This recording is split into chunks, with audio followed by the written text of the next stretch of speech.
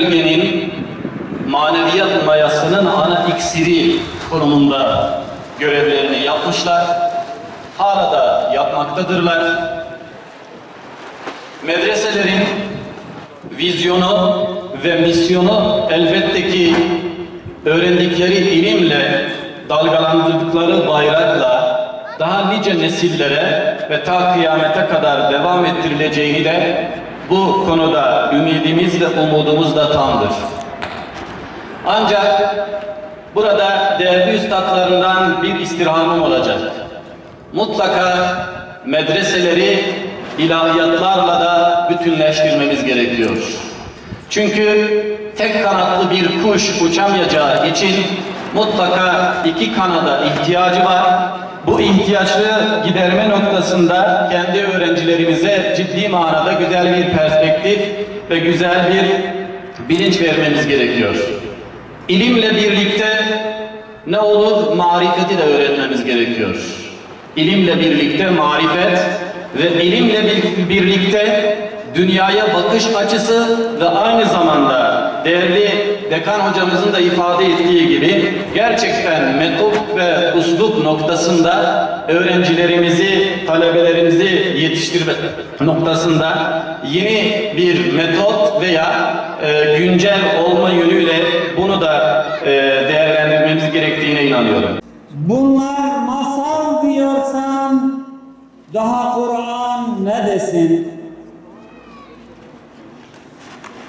Evet, kıymetli davetlilerimiz, kıymetli misafirlerimiz. Mehmet Sıddık Teylani min sülaleti Seyyid Abdülkadir Geylani kadesevva ve esmanehu'l aliyye.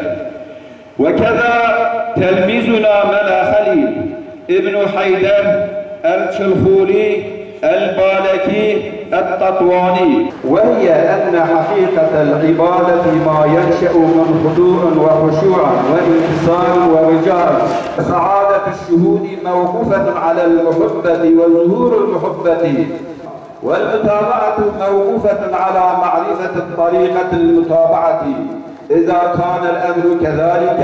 جعلهم ورثة الأنبياء في إعلاء كلمته، والصلاة والسلام على من تشرف بحقائق العلوم والمعارف، وهي أن حقيقة العبادة ما ينشأ من خضوع وخشوع وانكسار ورجاء، وهذه المذكورات إنما تنشأ من شهود عظمة الله على القلب، وسعادة الشهود موقوفة على المحبة.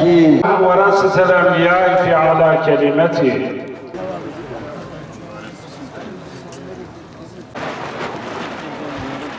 Seyyid Nesrullah Geylani hocamız tarafından icazeleri okunmak üzere fotoğraf alacak olanlar alabilirler. Evet. Arıyoruz, zaten son bölüme girmiş olduk. O büyük mahkemede bütün diller yakın, dağların yürüdüğü, göklerin, güneşleri önü.